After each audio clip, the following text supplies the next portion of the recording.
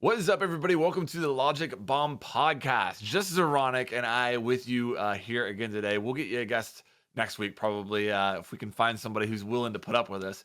But we have plenty to talk about. Obviously, Crimson Heist dropped just a couple days ago, and we've had some time, both of us, to go in and actually play it on the live servers now. Obviously, we've both been playing it in the test server for a while, and we're going to be talking about that. We've had some huge news on the comp scene as far as some legends retiring or being put on the bench. Canadian Pingu, Fabian, Goga, Shate, like none of those guys are playing this season. Basically, is what it comes down to. Young, another kind of legend there. He's not going to be playing this season. So we're going to be talking about that as well as some smaller stuff as far as the Rainbow Six Siege Twitter and some I guess grievances there, I guess you could say, and lots of stuff we're going to get into. I want to talk about the community. We're going to I'm going to have a little bit of a rant on that eventually, but I guess first things first, let's get into Crimson Heist a little bit. We talked about Crimson Heist a good bit last episode because we've been playing it in the test server, but now it's actually on the live servers. What's your thoughts there, Zeronic? Okay, I'll try to speed run them because otherwise it'll take me like a year.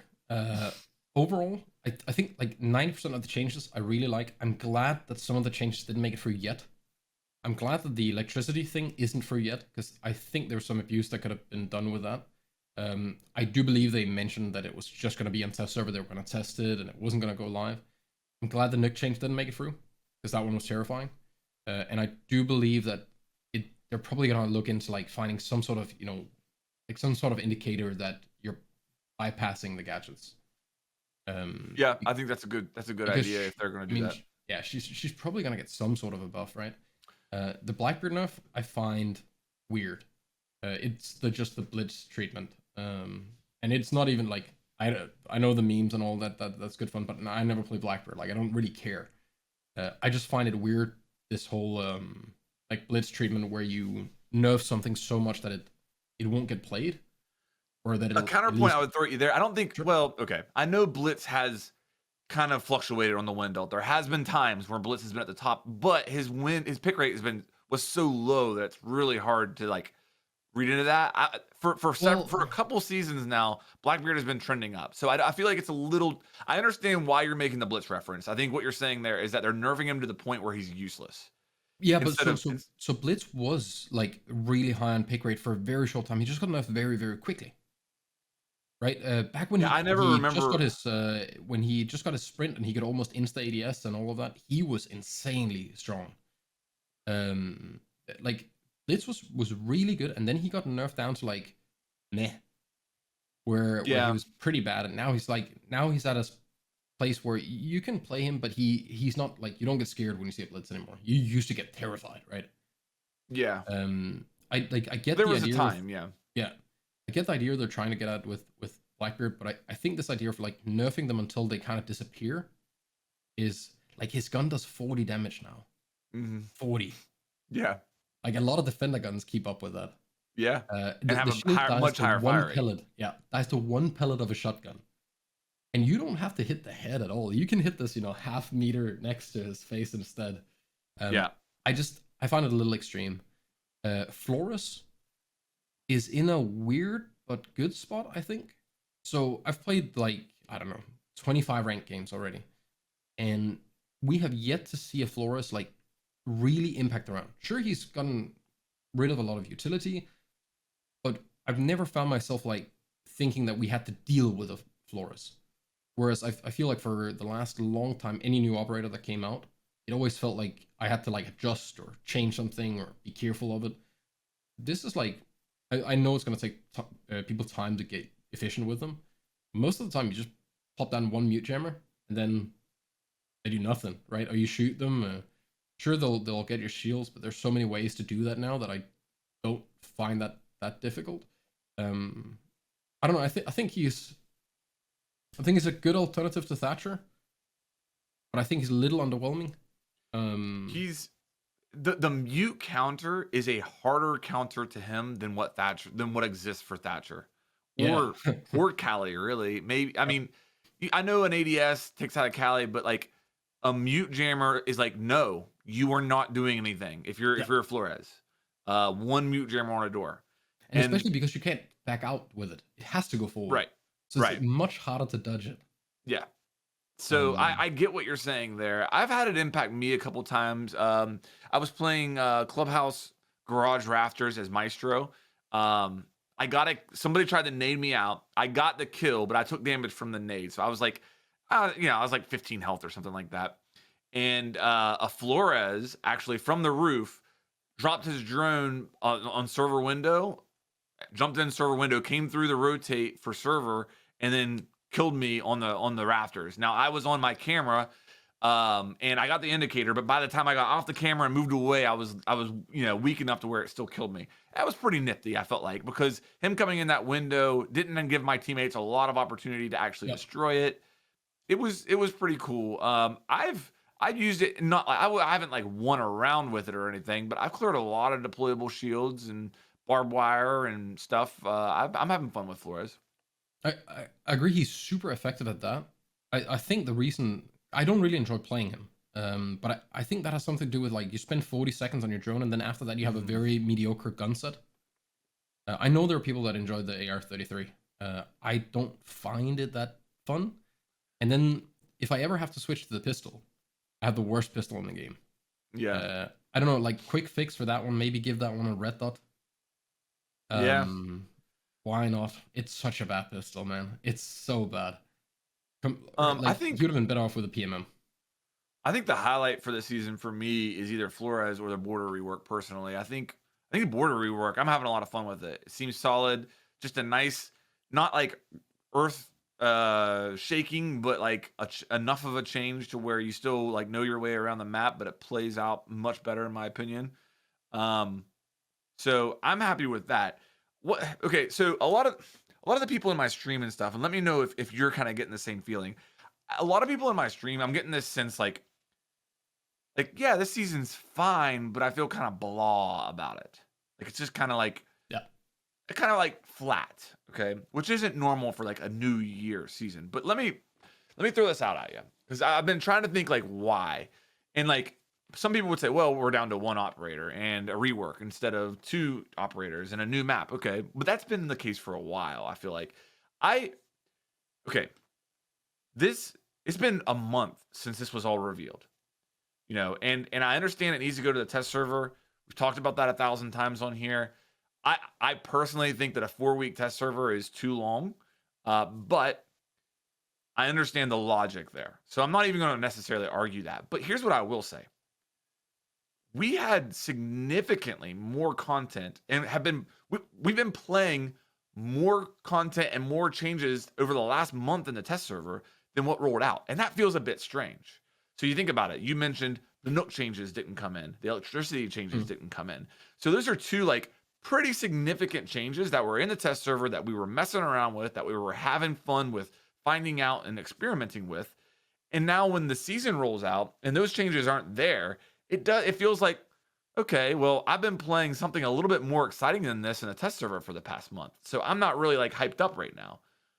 Now, another thing I would throw at you that I think is also combating like the hype around this season is the year 6 reveal.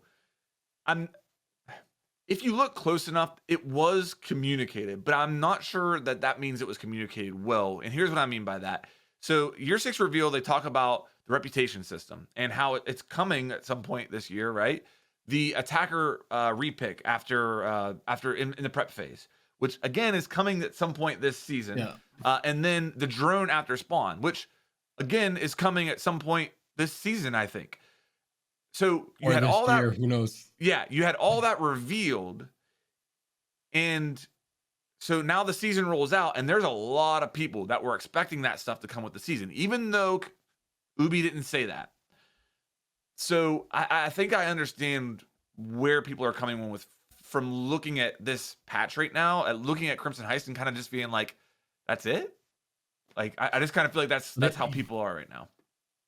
It's kind of funny because it's like both we as players, and I'm going to rant on both blocks now because we're so used to just getting instant gratification on everything. Like we can't wait for anything, right?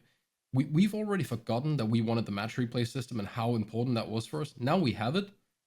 Almost no one talks about it. That's a great point. Right? And I didn't mention it right there. Right? Yeah. Like that was one of the most important things that people could talk about for almost half a year. Like Yeah. no one could take a break. They're like, oh, we're in year 5. Why isn't it here? It should be here. It would save east, what it would do. I'm not hearing a lot of people talk about it. I'm hearing some. I played around with it a little bit myself. I'm like, it's a little scuffed right now, but it's It does the insane that we job. have. Yeah, yeah, and it's insane that we have it now. Yeah, Because and it's gonna honestly, keep giving, like yeah, and forever. if we go back to year 2, I remember talking to someone about this, and they said it is most likely not possible that we can do this because it will just be too much data. The idea of like every bullet hole, everything on every map, every destruct, all of that, like it's too difficult. And they somehow found a way to still do that. I don't know Yeah. how, I don't know what changed, and I don't really care. But now we have it, and like this is the like win-lose thing. I'm not a fan of them announcing all these things that are coming soon, because I don't like the way of marketing with all of this, down the road soon. We'll do it there. I prefer to like let people know when it's almost ready and then release it, because otherwise we have stuff like streamer mode where you get promised something and everyone is so excited. Like we literally thought it was coming out this season. It was gonna, boom, it's gonna make the job 10 times better, and we get nothing. And whatever scraps we get is useless. I don't like that. I'd much rather under promise and over deliver. I think it's just better in general. It might not be the best business thing, and that's why there are marketing people and stuff. But I personally don't like all of that.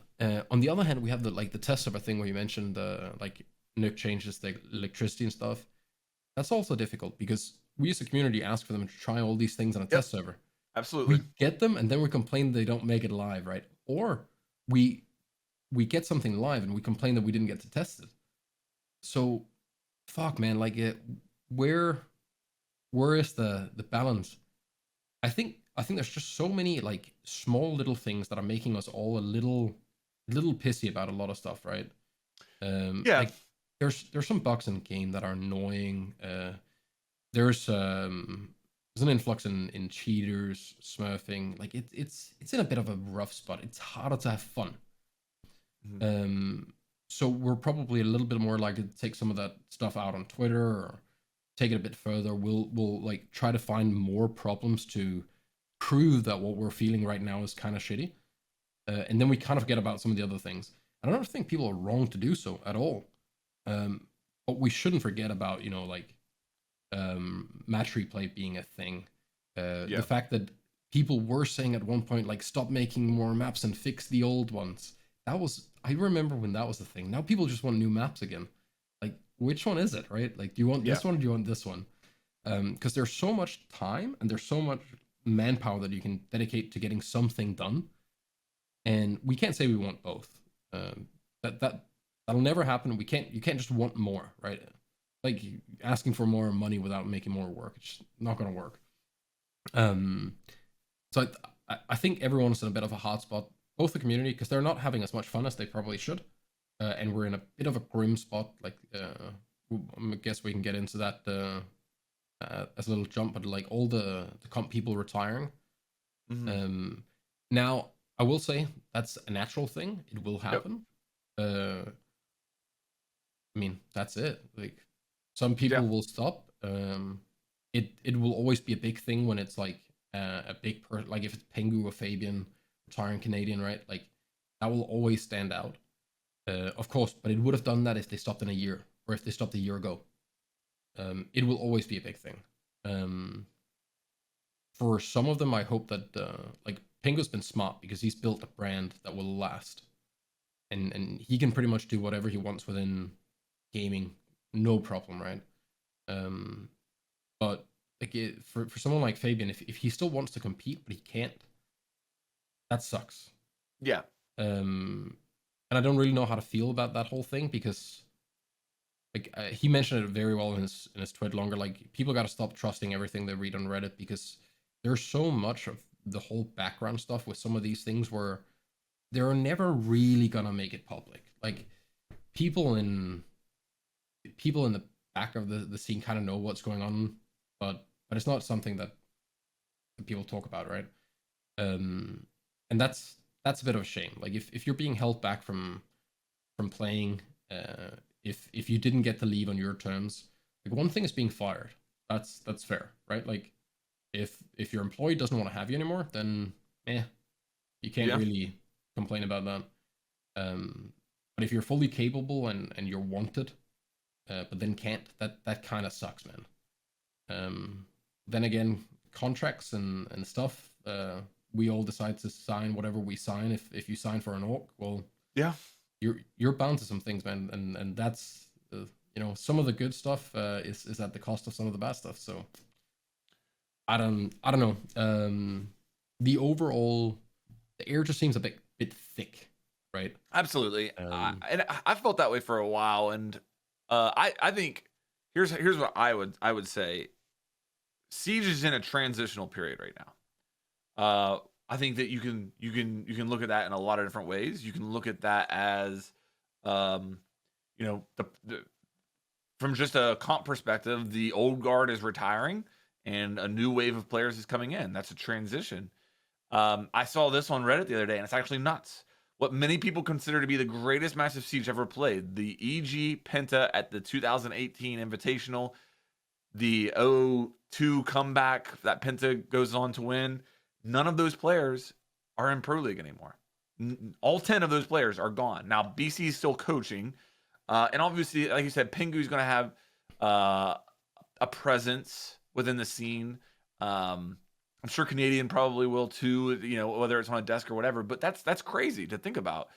But also, like you said, that's normal. The lifespan of an esports athlete is not it's not that no, long. and also like Siege is not old, right? Right. Like we're talking such a small span of time. But compared to Siege's age, they've been around for a while, right? Like Yeah. Ping has been here since day one. Yeah.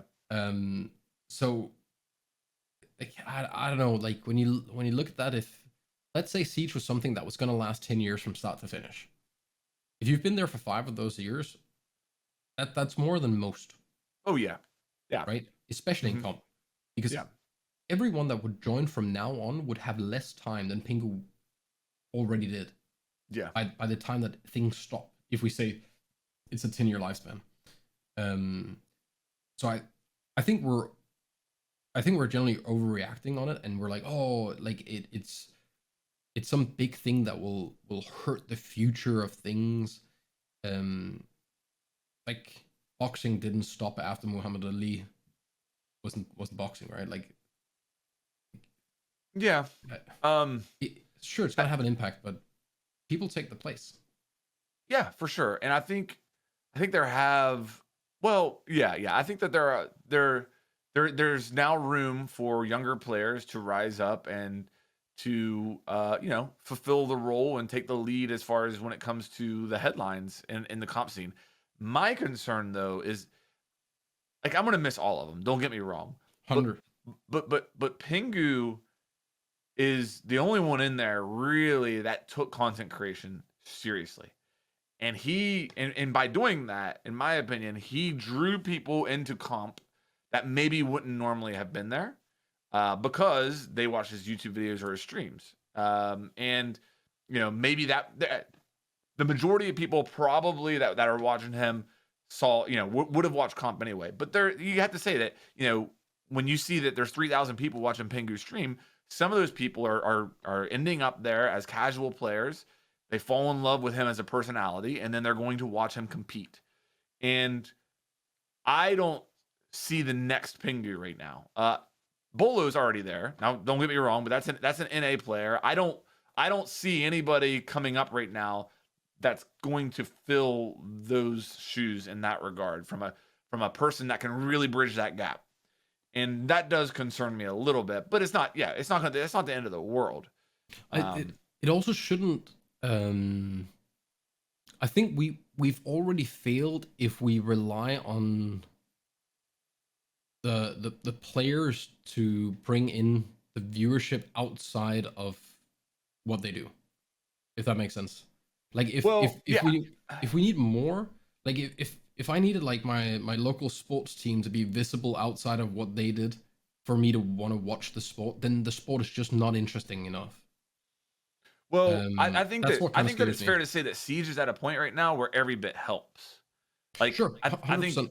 yeah, Um, I don't think that's going to be to play into your point. I don't think that's going to be your or should be your primary driver for the scene necessarily or for viewership, but I think every little bit helps. And Pingu was somebody who took content creation very seriously. Like you said, he built a brand, and that helps.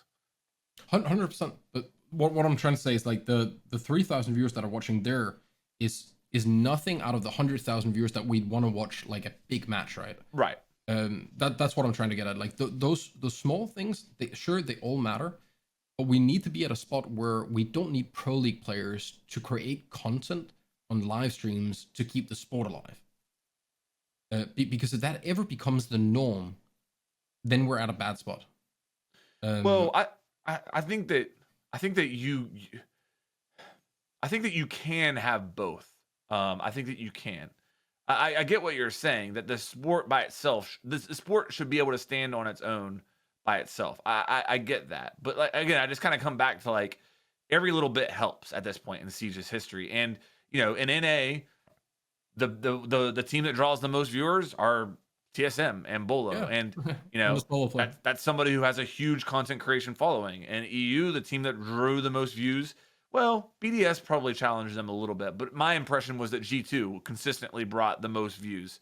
I think G2 always brought the most. Yeah. So You I can guess always, what I'm saying is I correlate it want to more of that. You know what I mean? sure, but you can always correlate that to like the brand strength of the team and the individual players. But their brand strength started from them being interesting to watch because they were good. Right? Like people become fans of people that do awesome things. So we're gonna have players take those places. We're gonna have another like best player, and I people are hope. gonna want so much from them that when they do stream, maybe they aren't gonna stream all the time, or when they do make a video, it's gonna get a lot of traction. They don't have to. They don't have to stream every day. Like in CS or other games, if a very big pro player jumps on, all of a sudden they just have a ton of viewers, right? Like boom, out of thin air, because they're so known and people want to watch them. But first off, they have a real job. They truly have to worry about. Juggling comp and streaming as much as Pingu does is not something most people can do. Right. They just can't. It's too much work. And especially while you're trying to also build your brand, worry about what the hell you're gonna do after all of this, right? Sure, you can argue that it's such a small amount of time that you do this, so you can work 70 hours a week if that's what you want, no problem. But it is a lot, right? Between YouTube videos, sure, he has an editor, of course he does. But streaming takes whatever time that you're actually on that stream, full dedication. You have your scrims, you still need to do some theory crafting practice, keep yourself sharp, all of that. I don't think so. Like someone will automatically take that spot. They always do. Always happens. And brand strength lays in the performance of the team and how likable they are to watch in the esport. I hope that we get someone that will do this. But on the other hand, I don't want to ask for anyone to put that amount of effort into it that Pingu did. Because I think honestly what he did was kind of insane in terms of like the dedication it takes to do all of that. He's an outlier, no doubt about it. There's not many people are going to be able to dedicate literally their entire life for 4 years to nothing but Siege like he did. Another aspect that I think's in transition, and this is where I kind of want to rant about the community a little bit. More on Crimson Heist though. There's more stuff I want to talk about with Crimson Heist. I want to talk about the Gone 6 and stuff. Remind me, we'll get back into that. But so I think the community is also in a period of transition, and I'm pretty disappointed right now with the. Okay, I'll say this. I think the game is in a much better state than the community. I agree, but I've agreed with that for a long time. Well, it's just everybody is so negative, and I can't even absolve myself of that so much. So Well, we hold I everything to higher standards than we do ourselves. That's probably one of the big well, problems. so here's what I would compare it to. I was talking about this on the stream the other day. Like, I think that there's a large portion of the community right now where all you see is what's bad in Siege. Mm. And whenever you look at Siege, all you see is bad. And what we've lost, in my opinion, the average gamer aspect of the Siege community. The like I don't like saying like everybody has a different definition for casual gamer, but here's what I think we've lost in Siege, in the Siege community is the guy or girl, whoever, who says, I love Siege. Like, I've been playing Siege for 6 months. I love it. It's my favorite game right now. I get on the Siege and I play ranked. Yeah, I want to win. Yeah, I want to get better, but I'm not willing to buy 5 different accounts so I can smurf and get clips. Like that's the person that I feel like we have lost in Siege, and it's destroyed the community. Like the community, and I'm gonna be blunt here. I feel like those people have left, and the people that are left in the community right now are teenage edgelord, comp wannabe, spoit wannabe, anime profile picture players. And it's just not a fun place to be. I don't want to hang out with those people. I don't want to interact with those people. And honestly, if my job didn't depend on it right now, if I could find a way to stream and make YouTube videos and not interact with the community, I would do it. Because the Siege community right now is absolutely atrocious to be around. And okay, let me throw this out. There's been some drama with me and Rogue. That's no secret. I'm not even including that. Okay, that's like, I'm putting that to the side. Whatever you think about that, fine. Like that's not what I'm talking about here. All like the hate that I've gotten from that, I will put that over here. I'm talking about just being in Siege from an average person perspective. Like, that's not skewing me here. And it's been going downhill for a long time, and it makes me extremely sad because, again, I don't know, man. Like, I feel like there's nobody left in the Siege community that's in the honeymoon period, and it just makes it a miserable place to be. And you know, like, comparing it, me trying to create content around Valorant and stuff right now and getting introduced into that scene. Me personally, I've got the honeymoon phase going with Valorant, where I go into that game and I see everything that's good. And it's the exact opposite with Siege. Like, whenever I come into Siege and there's a new season of Siege released, it's very easy for me to just recognize everything that's wrong with it. And that's what I think about. And that's what drives my content creation. And that's not where I want to be. And that's where I feel like the whole community is right now. But when like a new Valorant agent gets released, first of all, I don't know enough about the meta or the state of Valorant to be able to pick it apart and really know what's going on. So it's just like, oh, this dude looks super cool. Awesome. Another new Valorant act that's going to be fun to play. Look at how good Valorant streamer mode is. Look at how good the ranking system is in Valorant. But really, I'm just in the honeymoon phase. And at some point, the Siege community lost all those players, all those people. There's nobody left in the Siege community that has those rose-colored glasses, and it is that honeymoon phase. And we're all just freaking here and miserable. Wait. And that's how I feel right now. Okay, so 2 things. They exist. They're not on fucking Twitter.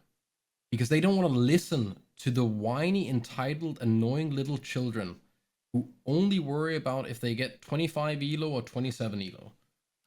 It's okay. Let me throw something out. Those people You're absolutely right. I see them in my YouTube comments. You're absolutely right.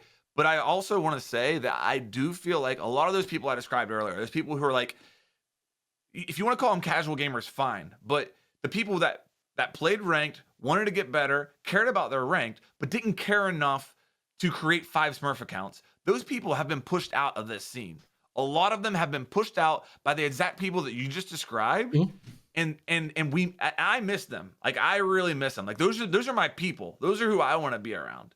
Oh, and like, those are the people that I want to interact with. And I miss them. Like, I don't want to be in a community that looks like the current Siege community. Like, I'll just straight up say it. But I think so. There's 2 things, and without sounding like some old fart, which I am, but at least within gaming. the people that we are starting to look up to are extremely young. They are very, very good. They have very little experience with anything. Anything. They don't know a lot. And that's not to be mean. It's just true. Decision makings are emotional, they're quick, they're not based on anything. And that's what we're glorifying. That's what people are looking at. It's the quick flicks and one taps. It was fuck, when I was decent at video games, that was what I wanted to make as well. Right? And that's what people go out and search for mainly. Because it's easier to go and get your quick fix of seeing someone get a nice little ace instantly than it is to watch a full round of someone getting 2 kills but playing methodically and getting stuff done. Or being the boring guy who sits in sight and on cam. Like, you can't sell that to anyone, right? Like, if I upload a YouTube video of me just sitting on site calling on cams, people are gonna be like, what the hell is this? We just want, it's attention span is not that long. And I'm seeing the same in other games that I really like, where the people that are like good at it are just that's what's happening now. People are just more worried about proving they're not trying to prove anything to themselves, but they're trying to prove something to everyone else. And that's a pretty big problem. They, at the end of the day, they aren't trying to like get better for them. They're trying to get better so they can show someone else. And that brings with it a whole lot of problems, because now you want to push other people away and step on them and whatever, just so you can get a little bit forward, right? And that's kind of shitty. If people could truly worry about like where they are and what they can do. It's the same when people complain about like, I fucking hate it when there's bugs in Siege. Of course I do. I'm not gonna sit and scream about it because I can't do anything about it. I can give some feedback and then say, you know what, there's a, like, let's take the vent drone bug on border, right? That's dumb. How did that make it through? Right? Like, how do you fuck that up? But could I, as a player, maybe lower the chance of that happening to me by just choosing a different spawn? And then once my drone is spawned, I can go somewhere else. It doesn't excuse them fucking up. But if I keep doing the same thing again and again and again and I never learn anything about it, I'm just as stupid as the people who fucked it up. That's my problem, is that everyone's on this like fucking high horse with, oh, everyone else has to fix it. It's everyone else, right? The game's buggy, it's this, it's that. Like, just play the game, have fun, play on one account, don't be a dickhead. And then, damn, the game would be so good, man. Except for like a little bit of server issues right now. Oh my god, the game would be so good. And don't like the other thing that's like, there's always been there's always been a group of people that like these teenage edgelord like comp wannabes that I'm describing. They've always existed. They've always existed, but they've never been the majority, and that's what I feel like we're left with now. That's what's killing me. And I think that I mean, the problem is they can get away with it. If they got banned and couldn't get on another account, things would be a lot easier, right? Like, they can just make another account when they get a toxic ban.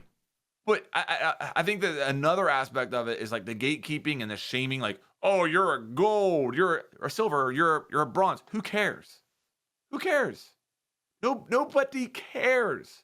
Have fun, play the game, get better. Nobody gives up. Nobody cares. The big thing is, it's the same thing that happens with everything else. It's never ever the winner that is trying to say, oh, but you're just this level, or you're just this level, right? You're never seeing the truly good, dedicated person that you might look up to and want to get to be that guy. It's always the fucking in-betweens. It's always the people that aren't where they want to be that are trying to put the other ones down, right? Like, you're never going to see someone that is happy with their own performance and what they've put in spend their energy to say, oh, but you're just a gold. Because they don't care. They've been where you were. They just worked through it, right? Right. But the people that are just below where they want to be and that just can't get there, and that gets frustrated every day because they try so hard, but they get too angry at themselves and just can't get over this little hurdle, they'll be dicks to everyone. Yeah. So at the end of the day, it's just a massive bunch of losers that aren't where they want to be, and they kind of like kicking down. But that's, I guess my problem is I feel like that's like becoming the majority of the Siege player base. No, they're just That's, or very the loud. people that I'm Yeah. interacting with or that I see, you know. I think the problem is that the game is getting big, and the like it's kind of like shit just stands out because the more you have of it, the easier it is to pick out. If you have 100,000 players and there is like 10 assholes, it's not that bad, right? But if you have a couple million and we start getting 10 or 100,000 assholes, it it starts to stink, man. It just does. Like the numbers are higher, and it spreads as well because a bunch of like upset negative people that are ranting about something are way more likely to bring in another one because then they can be part of the group, right? Especially if it's a bunch of people that you might be looking up to, or a bunch of good players, your friend group, whatever it might be. It's easier to jump on that because then at least you're part of something. Yeah. So now that bunch of people are upset with something, or they're railing on someone for being gold or whatever it might be. Um, and it's cool to be part of that. But they're they're either gonna change and then maybe get somewhere someday, or they're getting nowhere. Yeah. They're just loud and they stand out. But again, like it's such a small portion of the overall community. They just really stand out. I mean, I'm guilty of it to a certain degree. Like this morning I went on a rant on stream because I was playing unrated or unranked, and they banned Flores, and I'm just like, how long have we been doing this? Why do they not make it? And if you don't want to do it in ranked, that's fine, but in unranked you should not be able to ban the new operator for the first 2 weeks, or that however long that exclusive period is. You should not be able to ban the new op in unranked. Yeah, I agree. And I got so frustrated in the moment because it's kind of like what we were talking about last episode with the streamer mode. I just feel like that's a layup, man. That's Yeah, a quality 100%. of life layup that Well, you can't look at that and be like, well, that's too difficult, because they what do it in about the test server. what about cancel?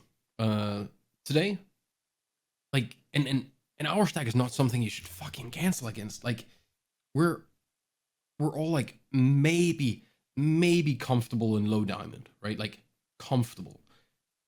It's not like we couldn't just skyrocket to champ if we tried our best. Like we're comfortable playing in low diamond.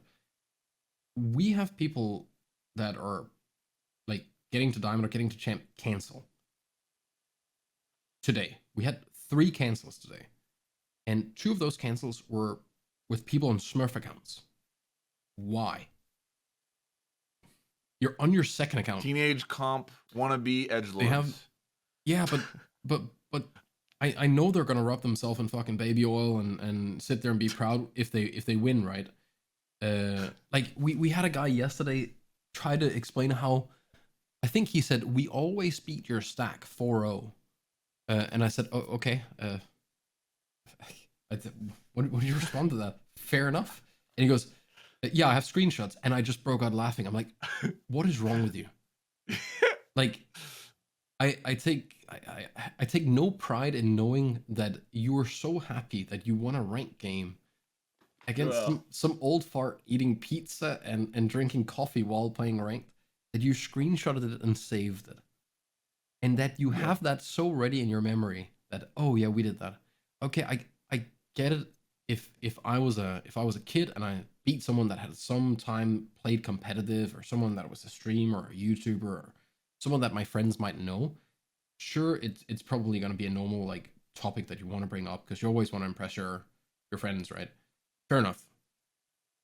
But to go from that to like telling anyone else, that to me just seems insane. Like, what is wrong with people?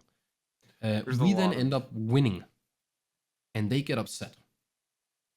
They were why we were stratting and ranked. So it's now we've come full circle, right? From we always beat you to why are you guys trying? Yeah. That's my big issue is this. It seems like whenever people lose, they're upset that the other team tried their best. And when they win, it's GG easy. and half of their matches are played on Smurfs anyway. So why does any of it matter? At the end of the day, like for me, and I think maybe the people that I miss the most in Siege are the people in the community that realize that in Siege you're not competing against other people, you're competing against yourself. And that's where the satisfaction comes from. Not from beating somebody else, but from It's kind of nice beating someone else. I was gold 3 last season and now I'm gold 1 this season. That's where the satisfaction comes from. Or, Yes. not and I'm just putting a figure on it. I'm saying I improved. I'm better. But that satisfaction does not work anymore because the rank system does not hold any value anymore. That's a huge part of it. That is a massive thing. You cannot feel good about reaching. Let's say you go from gold to plat 3. There is no joy in getting there if half of the people you played against were level 50s, just monkeying around. Mm-hmm. You didn't. It's not like you were playing against people on their main account that were truly trying to get there. Right. Wanted to rank up. That's what a ranking system should be. It shouldn't be just brainless monkeys sprinting around. And I don't mind the playstyle at all. I mind them not caring. That's what bothers me. I'm preaching to the choir here. The actual proportion of gold ranked games that are filled with Ellas running around trying to get one tap pistol headshots for the entire round is actually insane. Like it's a crazy amount of the game. You're absolutely right. It compromises everything. Yep. Because first of all, those people are on a Smurf, and if you beat them, it's like, well, they weren't really trying. They were just trying to get clips. And if you don't beat them, you're like, well, they were much better players than I am. Like they don't deserve to be in my rank. The only thing I miss about Siege back in the day is when I met a 5-stack. You knew that they had their own little strats, right? Maybe some of them were a little copied from comp. Maybe some of them were just their own, but they were gonna try, and they cared. Damn, they cared. And sure, there was a little bit of trash talk and stuff, but it was never like it was never insane, and no one was ever running from anything. If you met them a week later, they might even be like, oh shit, sorry, maybe I went too far that day or something, right? There was a time when you would invite them. You would send them a friend request and play with them again. and you play these, and you don't know that you're about to rank up. So every match matters. You never had some doofus like I'm getting this when we play in stacks as well. People have the attention span of goldfish. Like they're standing AFK as they spawn in, and you're like, dude, what are you doing? Oh, I was on Twitter. Why? Like, why is it that when you go into play ranked, you can't dedicate your full attention to this for the amount of time that you're there? That bothers me insanely. And maybe you shouldn't be expecting that amount of, I don't know, passion or dedication from people, but I don't know. I find it weird that if you're that quick at just, zoning out and thinking of something else, then go play quick play or unranked or something. Like, why waste your team's time and the enemy's time? Because they deserve like your full attention. You should be trying your best. You should be stratting. You should be caring about improving and winning that round, or at least learning something from that round so you can win the next one. But it holds no value now because I don't know what I'm playing against. I don't know if I'm playing against a bunch of champs in Plat 2 that are all on Smurfs. But running around to get their YouTube clips for their failing channels. Right? Like, why is that there? And I don't have a problem with getting slammed by them. That's fine. But then wait until I get to that elo. And then do it there, right? Like, fight someone that is at that elo. What's the point? They spend all this energy to get up there to that elo, but they're too afraid to play there. Yeah. Yeah. It's all for show, right? It's a bunch of rich people buying fucking motorbikes, and then none of them actually has the balls to drive it. I just don't get it. If we could get something where I don't know what the fix is. I truly don't. Without somehow magically removing Smurfs, which I have no idea how they're gonna fix that issue, because I get why people want a Smurf, because they want to get away from cheaters. And and they want to be anonymous. So streamer mode and some cheat improvement thing, probably pretty damn needed by now. Yeah. But I don't know if we're so far in now that it's just commonplace for every troglodyte to have 4 or 5 accounts. And I don't want to dwell on it. I just wanted to rant there a little bit. I miss the old Siege, both in and out of game, as far as like the community, and Yeah. I think it's a shame where we're at right now. And I hope this isn't the way it's always been, because I just, frankly, like everywhere I go in the Siege community right now, I'm just surrounded by people I don't want to be around, and Well, it would I'm be not going nice to do if it much longer. it would be That's nice if people started just holding themselves accountable. Like, yeah. we can't force anyone else to not, you know, play on 15 accounts and stuff, but if just a handful of people do it a little bit better, Yeah. right? Like they jump on their mains and then maybe try to convince your friends that like this season, just try, see if you can play in your main. Like I promise you that there's no weird curse where, oh, I always perform better on my Smurf. No, you don't. You perform better on your Smurf because you have an excuse to run away from your main and then not be worried about rank. So Right. maybe the magic trick is to stop worrying so much about the rank and then just play the game and you're going to be fine. If we could have a little bit more people get that mindset, I think ranked overall from bronze to diamond is going to improve. But there's a lot resting on the shoulders of Ubi as well. Yeah, yeah, and let's get back into like the Crimson Heist stuff, because I know there was some stuff that you wanted to talk about. I wanted to talk about the Gone 6 a little bit, but was there something regarding that we had in our before we went live here regarding Crimson Heist? There's been some weird things. I don't know if it's server issues. I mean, well, it probably is some desync-ish stuff where it feels like you're getting insta-shot. But when you watch back the kill feed, even if you jump into match replay and you watch it, the guy's slowly, normally peeking the corner, scanning the room, everything. Like, it looks like a completely normal thing from his view. But from your view, you're literally getting jiggle peeked. You're just, boom, you're dead. And I've seen some people shoot out of their back as well. I don't know a lot about this stuff, and I'm honestly asking this question. Is it possible that higher server loads could attribute to something like this? Because I feel like there has been multiple seasons where in the first week I'm like, man, it really feels like there's player desync right now, where exactly what you're talking about. Like, I'm shooting at a player model and I feel like my bullets aren't registering, but then in the kill cam, it looks normal. Everything's good to go. Morlock could definitely do it, but they were out in public and saying that they run X amount of games per server now to combat the DDoSing. So whenever one server gets DDoSed, you don't lose, like, because before it was like, let's say one game gets DDoSed, like 5 games would actually go offline, right, or something, because there's 5 game instances being run on one server. Like I think people are imagining servers being like one computer for each game. That's not really how it works, right? Yeah. I think the lower the amount of games being played per server. Mm-hmm. So if that stays the same, then the load shouldn't really change, because you run a dynamic server, right, where you have redundancy, and if the player number jumps up, you have space for that, unless it jumps up by like an insane amount. Which at the beginning of the season it could. Sure, it could just be, it could be a scuffed thing, like a mess up somewhere, right? Also, again, it doesn't matter what's causing it. It just needs to be better. That's pretty much it. What about the recoil changes? Are you? Yeah, I was gonna say. Okay, go for it. So every season, and I've been pretty rough on stream about this, because I keep getting people going in saying, "What do you think of the recoil changes?" Yeah.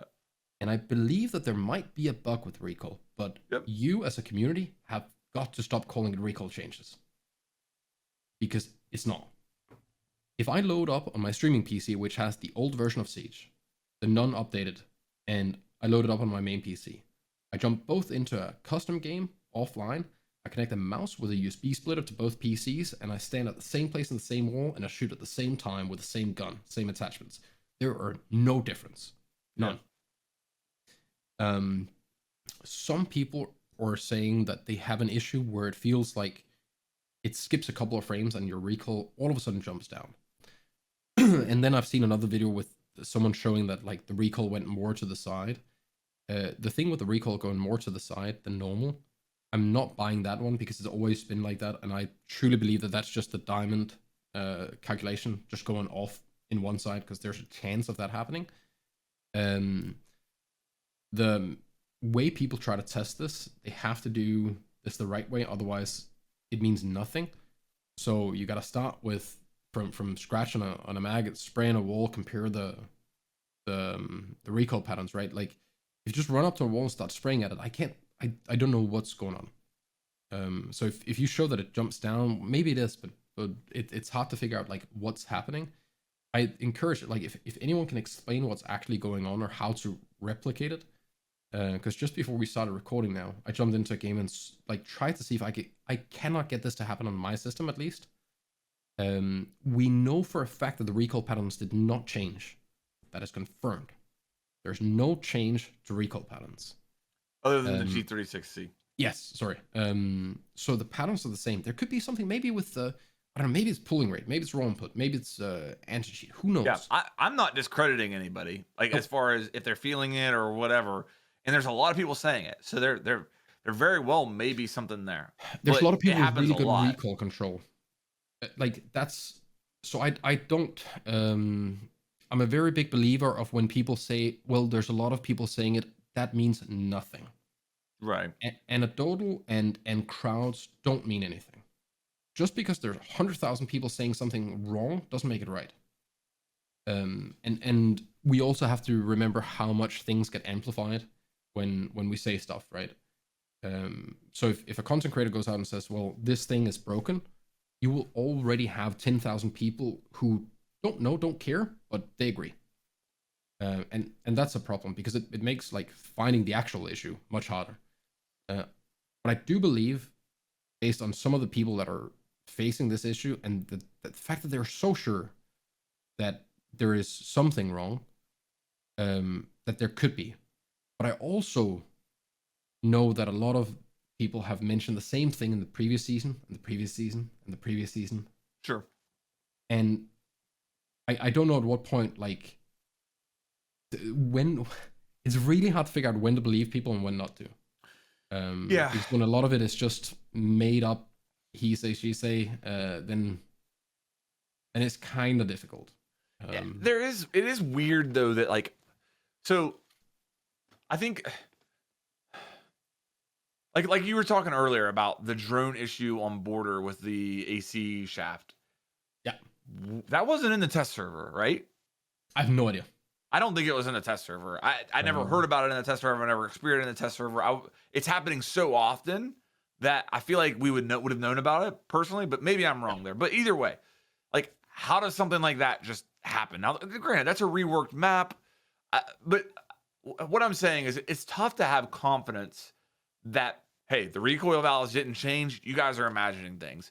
It's hard to have confidence in that whenever you see like really weird stuff happen in Siege with a patch. You know what I mean? Mm-hmm. Like what happened to cause this value to change or whatever? And there may be something like that going on with the recoil that people are experiencing. Hopefully they can get to the bottom of it. The problem is that if we as a community try to say what is causing it, we have to stop. It's like trying to treat yourself when you're like trying to work with the doctor, right? And the doctor's really trying to help you. You're trying to explain, no, it's this that's wrong, and, right. and you're just off, man. Like you're just off. The recoil change isn't the right way. That seems like the visual recoil appears different or something. I don't know how to. They can go in and look at the recoil, right? And they can see, okay, what are the values? Like what is the jump value? What is the reset value? If none of that data changed, then the recoil patterns didn't change. That doesn't mean that when you go in game that there couldn't be a bug that does something. It's the same as if you had like massive FPS stutters whenever you started shooting, your recoil would feel weird, right? Yep. That's not the recoil changing. That is a bug somewhere in the game doing something. And seeing as we have a lot of people say it, but we don't have everyone say it, right? There are some people that don't seem to have this issue. There are some people that seem to have it a lot. Some people seem to not have it. So maybe some people are so good or so sensitive that they notice it a lot easier than others. Maybe it's just all the bad players that don't notice it. If I jump into live build right now, go online, and I set my mouse to the slowest sense I can, and I pull it at the most steady rate, it never does this jump, ever. I cannot get it to do it.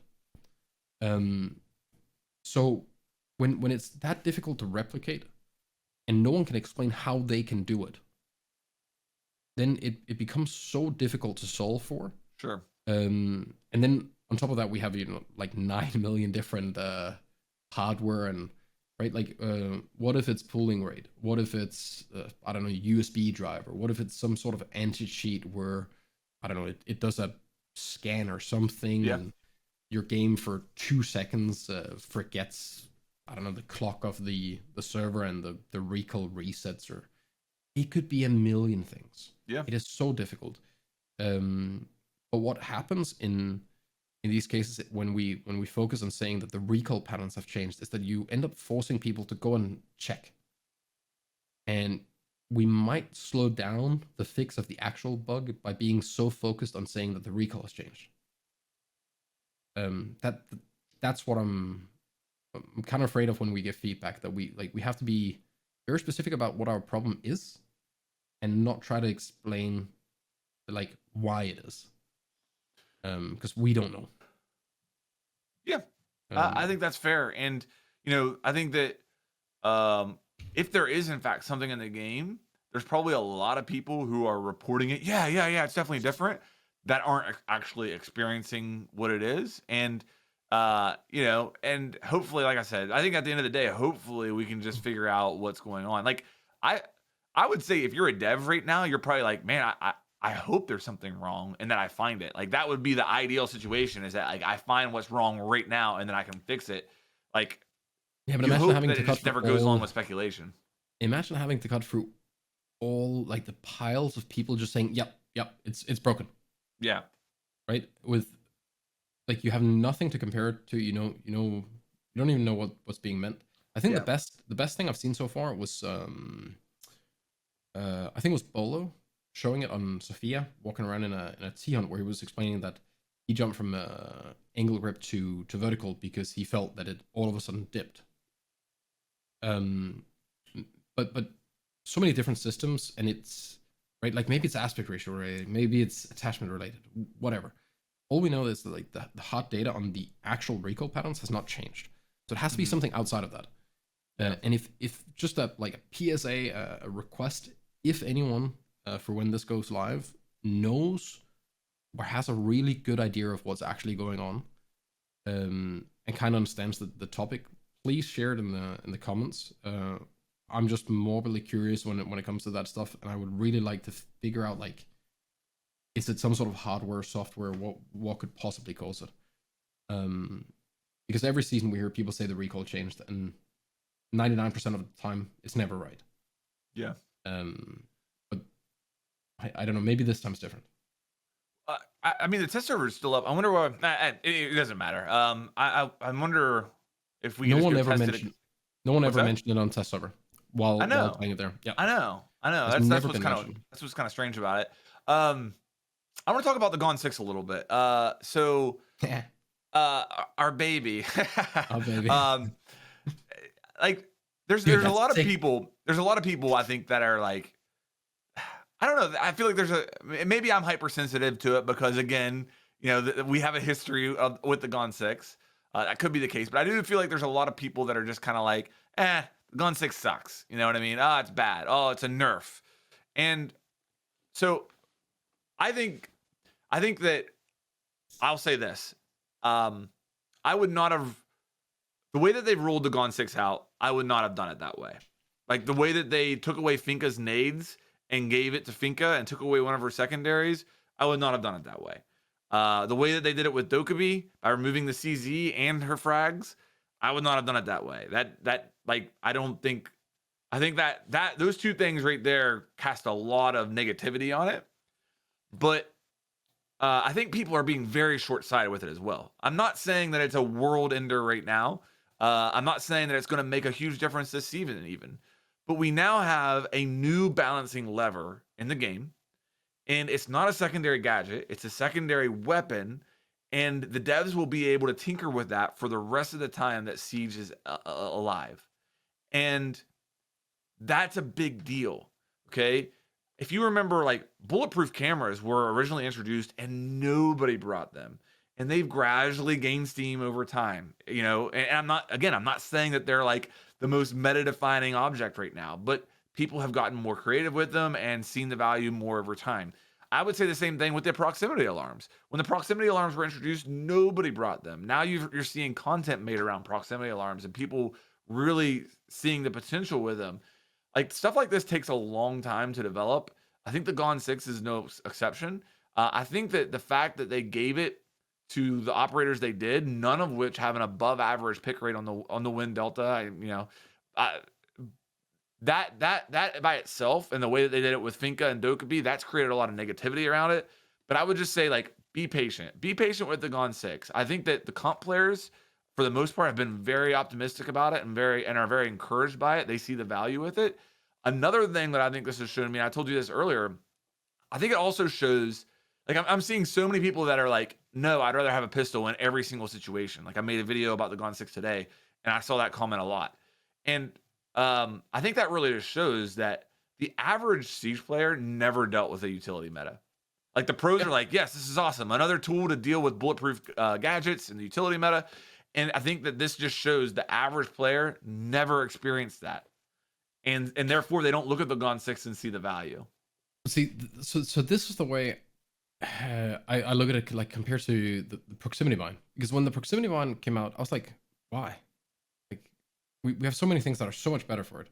But I get it. Like, if you're a new player, it's insanely good, right? You throw it above a door, and I'll hear a beep if someone comes there. I don't have to worry about my teammates maybe doing it. I couldn't find, like, I see it as a burden having them when I play, because it just beeps, and if my entire team doesn't know where they are, they kind of create more chaos than they help. But for some players, they're really good. Same with the Gun 6. Like, I'm with you that the rollout of it and who got it and what the exchange were is probably a bigger cause of, like, people being pissed off than anything else, because, like, it being added, it's not overpowered. That's for damn sure. Right. But it gives you a way to deal with things that you otherwise might not have been able to deal with. And it comes at a cost, which is how all things should work, in my opinion, when it comes to balance. You get something strong, you lose something. Done. Like, always a trade. Always should be. But the beautiful thing is, if you don't like it, don't use it. Don't have to. If you don't struggle with bulletproof cams, if you never deal with, maestros that haven't been destroyed because your Ash magically didn't get spawn peaked, then great. Keep running the pistol. The day you get out of that elo, or you start playing against people that like running shields everywhere, or whatever it might be, the option is there. Yep. You don't have to use it. You don't have to like it. You just have to know that it is there. And if you ever need it, then you can use it. I'm a bit miffed over the fact that they, for example, took the C set away from Dokkaebi, because let's say your favorite character was Dokkaebi and you were so used to playing the C set. Yeah. That's a pretty big thing, right? Same with, I don't like it whenever they take grenades away from something, I cry for a full 24 hours after, because that's my favorite thing in Siege. But they also can't keep infinitely adding things to operators. Like, we can't have 10 different sidearms and 10 different primers, 10 different utility. Like, there has to be some sort of place where we say, okay, now they're not getting more. So almost no matter how we do it, they're gonna end up taking things away that we like, and then there's gonna be other people that don't mind it. I don't know. At least that stuff can be moved around, right? So if we just give our feedback respectfully on that stuff, if we say that, like, Dokkaebi, we really missed the CSAT, like, what's happening here, then they're probably gonna get the CSAT back. Like, if that's what people really want, there's no incentive in Ubi to just say fuck you, right? Right. Like, they're probably gonna give it back if people truly want that, or if it has a big impact.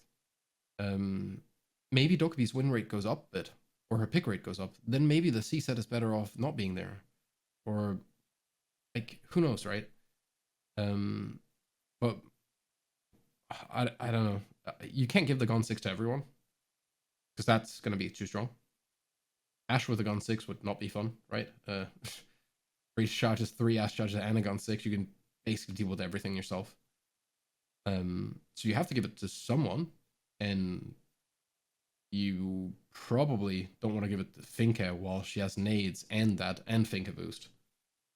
So everyone has no recoil. They get healed. They get picked up. She can pick herself up. She has grenades. She also can remove shield. Like it becomes a lot all of a sudden, right? And the idea of the gun 6 was that it was a cost of a pistol or some way to deal with the utility that you otherwise probably wouldn't have. Right. It was to deal with you not having to be Ash or Sophia. At least that was the vision that I was looking at first. The same with like if you're not Kali or any of these operators that can otherwise deal with it.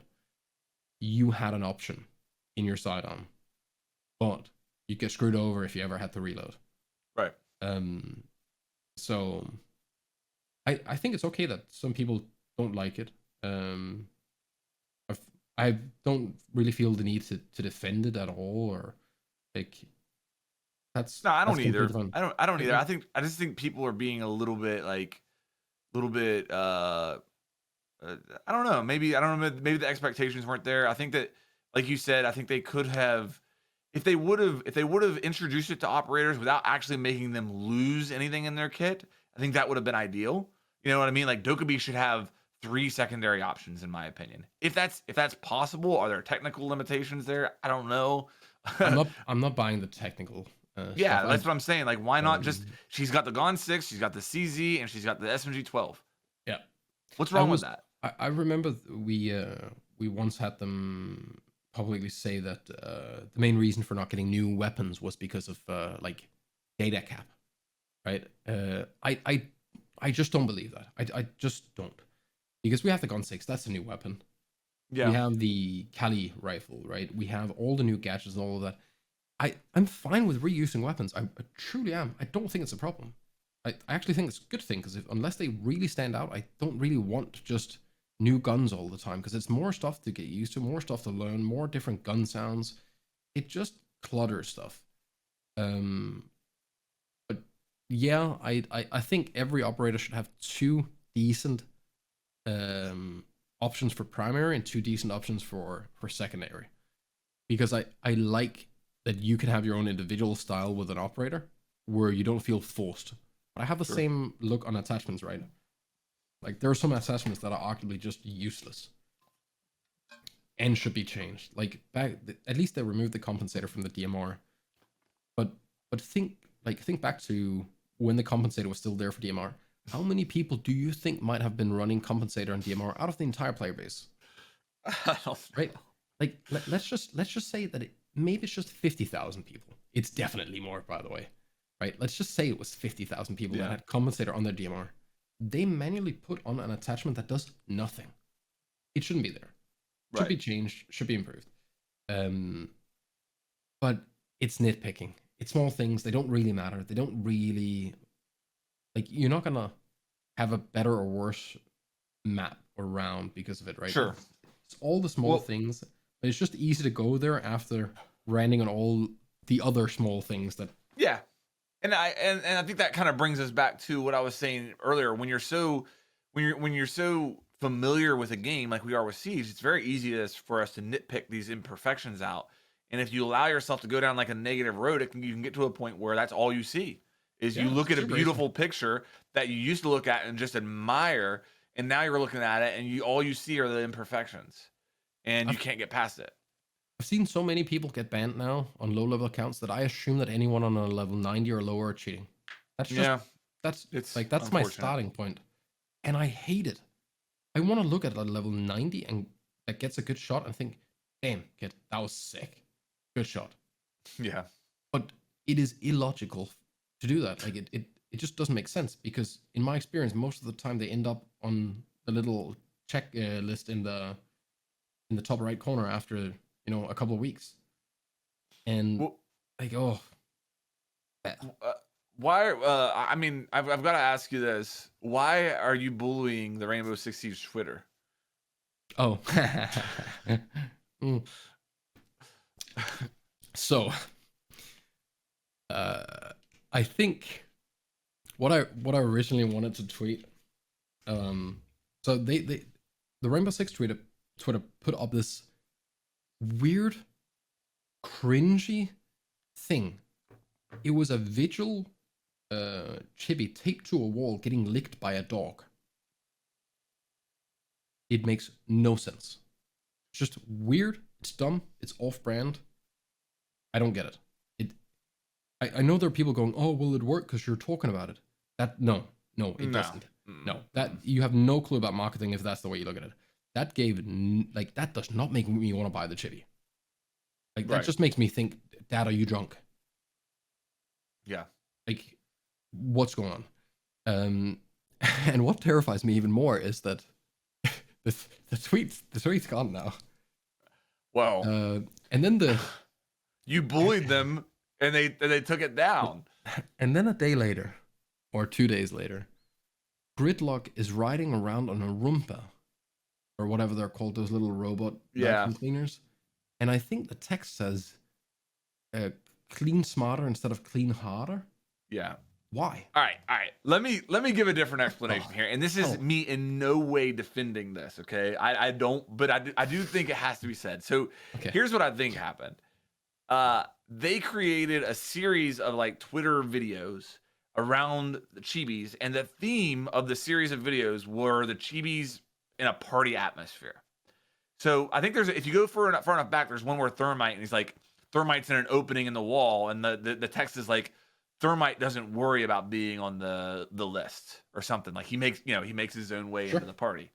Okay, we have to remember the one with the windshield wiper.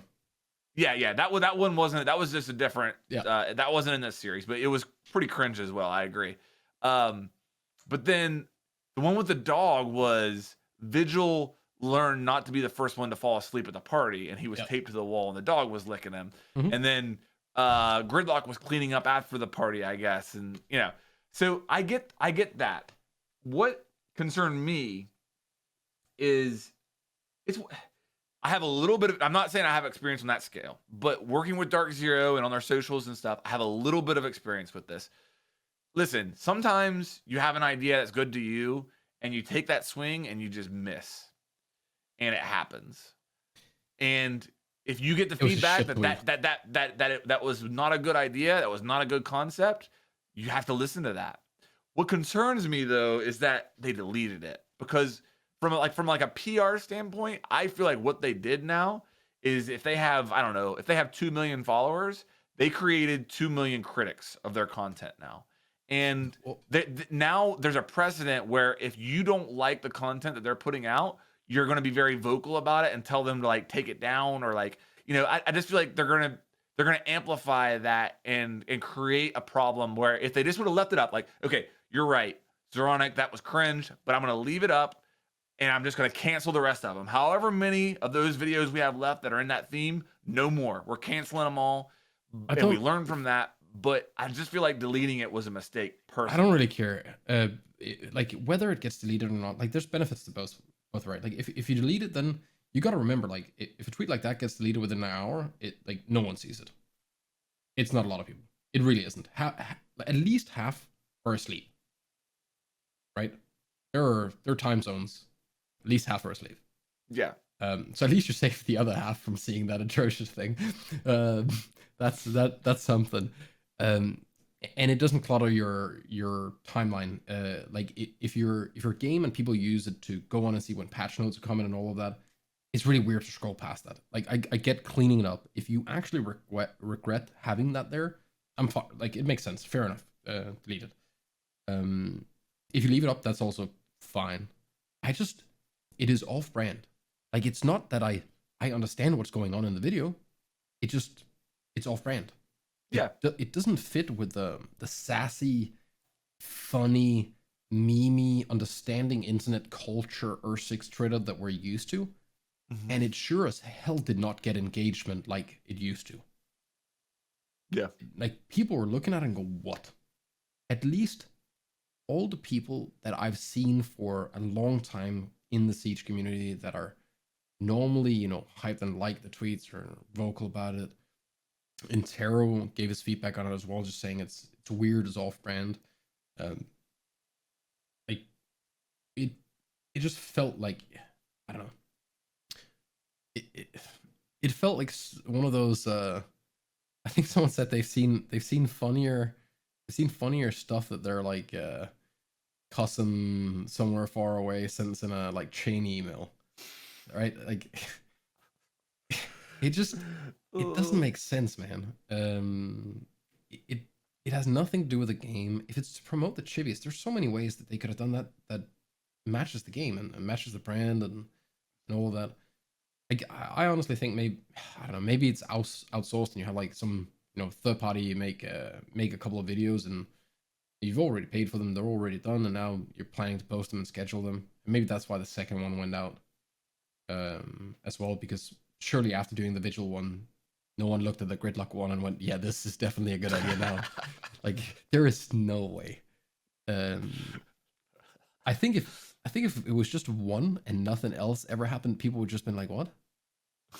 But when they keep coming, you're like, no, you gotta stop. Like Well, eventually, okay, but I'm gonna bring this back to what kind of what we were talking about before. Like, I think that we're so familiar with this game and the brand and everything about it that we can pick all that out. And I did see a couple comments. I forget which one it was, and by couple, I'm probably referring to one. But like I think it was on the gridlock one. You had the people complaining about it. There was like a lot of people complaining, saying like this isn't funny, blah blah blah.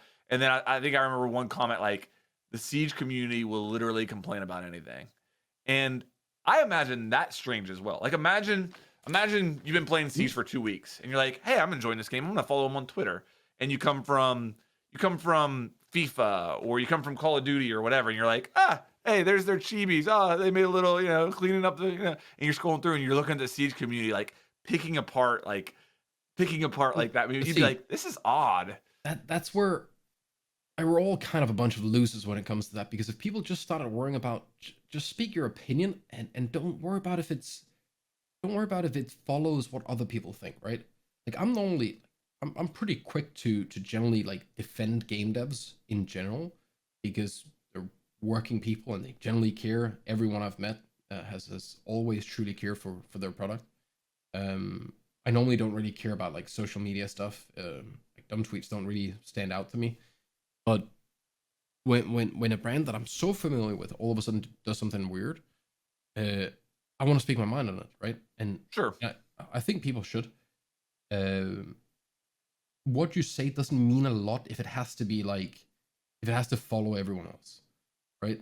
Like whether you're the guy that comes to the tweet and going, oh, they're all negative, or you're the one negative in the whole thing, right? Like they're all positive and you go, oh, you're all just chills.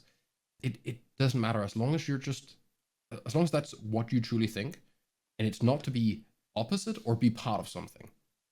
Then we Gucci, man. Like I'd enjoy feedback from literally anyone as long as they don't do it to satisfy anyone else. Yeah. Your feedback should be yours and not something to please a crowd or some bullshit. But I don't know. That's the social media issue, that you don't put something out that people can kind of shit on, you're probably not going to have anyone to talk to at all. It's really tough creating consistent, creative, engaging media for a brand. Because this you hire people for it, right? I don't have any insider knowledge on this as far as what goes on behind the scenes of the Rainbow Six Siege Twitter, but I know like with a lot of these brands, what happens is you start out and you're making organic content is what I call it. So this happens. It created an opportunity for me to create this piece of content. I did it and it hit and it landed. And that's like what I consider like organic content.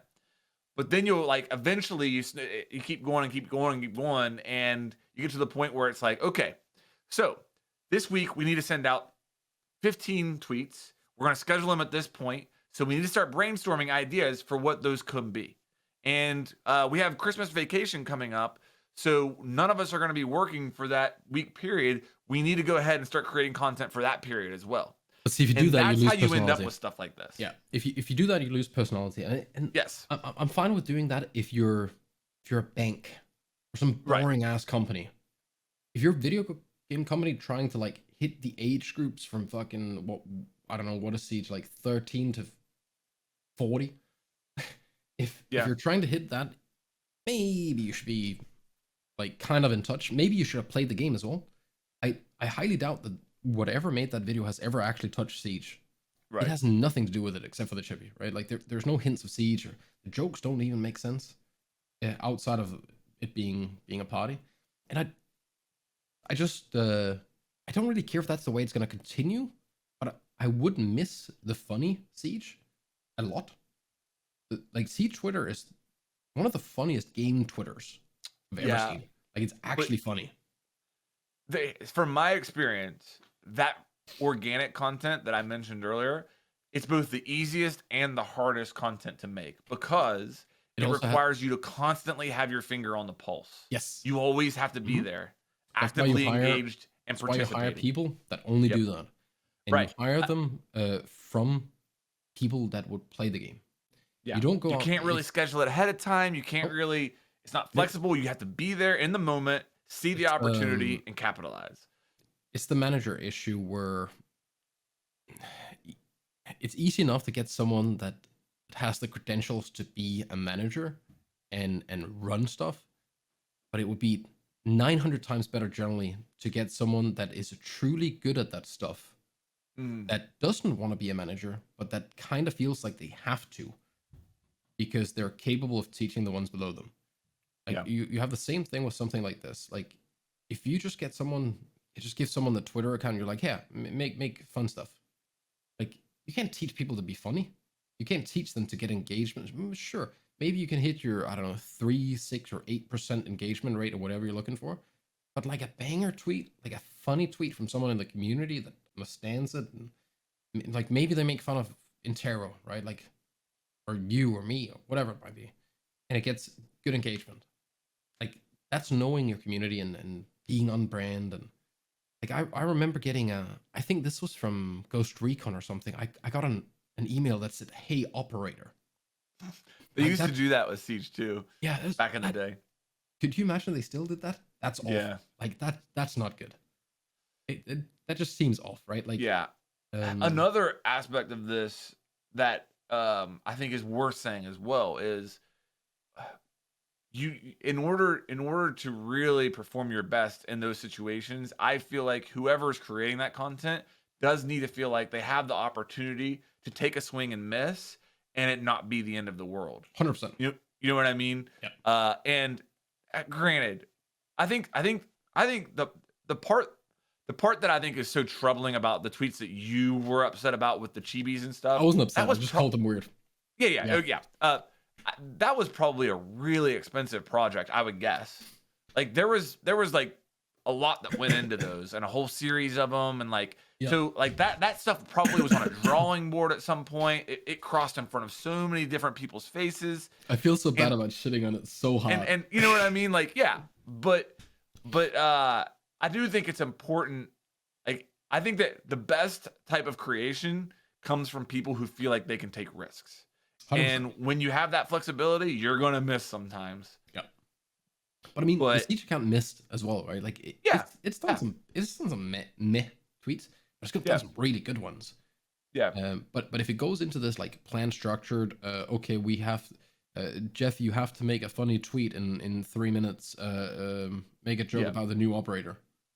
Right. It's Yeah, and what we talked about with Dark Zero a long time ago is like, and we learned this the hard way, straight up, is if you're going to miss, make it a miss that is like siege and community related. Okay, so like if you like there were times whenever we would try to do stuff on the Dark Zero account that was a little bit like outside of siege. It was like off the rails a little bit. You know what I mean? And some of that stuff is like the most popular content we've ever produced. Like one of the first things that really took off there was invading Area 51. Whenever when that was a thing, and we did like we drew up the map and we had the operators and stuff. That was a risk. That was off the beaten path, and it banged. And then the next time we took a risk like outside of our comfort zone like that, maybe it didn't hit. And we learned like, hey, if you're gonna do something that's outside of the comfort zone, be sure about it. It's okay to make a siege joke and miss, but if you're taking a risk outside of siege, then it's got to be a home run, and it's got to be a home run like. But you got to remember, so it's actually a lot. It gets a lot different that, like when you truly get big, like really big accounts, Yeah, right? Because yeah. Siege will have a tweet like that, and they will get a failed engagement rate on it when they truly look at it, because there's so many people that are going to respond with, when is the patch? Fix this. I have this problem. Ooh, I like this operator. If you just scroll through some of the tweets, they have like Oh, an yeah. absurd amount of weird replies, right? People asking completely unrelated questions that they're never going to get an answer to going that way, or trying to get customer support or some shit. And when you do that, your engagement rate looks a little bit higher than it actually is. Whereas a good tweet that was funny is when people start, adding their own little thing to it. They jump in on the joke, or they shared with a friend, and like that's when the tweet hit. When people have like engage with that tweet, they don't just reply something random to it. And I think that's probably one of the hard things when you look at it from the really big ones, because like 100 replies is 100 replies, right? But it really depends on what they're trying to say. And yeah, I don't know. I want weird, quirky Siege back that could take the piss out of players. It's more fun. Yeah. Like I'm not doom and gloom and saying that it's like gone, it's never gonna happen again. I saw weird tweets and I was like, oh, what? Yeah. I think that what you're saying right there is you have to have the perfect person or people or team in order to know, because it's dangerous, man. Like if you go too far, if you make fun of somebody and you cross a line, now you're a corporate brand that's responsible for that, and like, you know what I mean? Like, so it's a really tough. It's super hard, but I totally get what you're saying. It's not easy. No. All right. Are you okay with wrapping it up there? Is there anything? Is there anything we missed? Enjoy the new season. What's that? Enjoy the new season. Yeah. I'm enjoying it. I'm having fun with it. I'm giving maybe another day, and then I'm gonna jump into ranked and have some fun. I think here. Let's have it. Wait, hold up. Have some fun. In ranked, yeah. Hey, it's fun. It's fun. I still have fun with it. Let's do a homework assignment, and we're doing like an on-air production meeting here. First of all, next episode we'll get a guest, and what do you say we focus on changes we would like to see come to ranked, or the ranked system? Because I know you tweeted about it, how you missed the old days of ranked. They've talked about how they're going to rework the ranking system. So stuff like, would we want to see a solo queue playlist? Do we want to see anything change as far as the way MMR works? Ranking up, ranking down. You talked about how you don't want to be able to see MMR. You just want to see your rank. Like, let's do some homework. Let's do some brainstorming, and maybe we'll make that the theme of the next episode, barring some type of big news. A matchmaking special. Yeah, let's do that. Matchmaking / ranked special. Yeah, that's the deal. Okay, all right. With that said, guys, we'll be back in 2 weeks, and we'll be talking about ranked probably. Talked about a lot of stuff here. Appreciate the feedback down below. If you have any comments or feedback there, it's greatly appreciated. And we'll see you guys on the next one.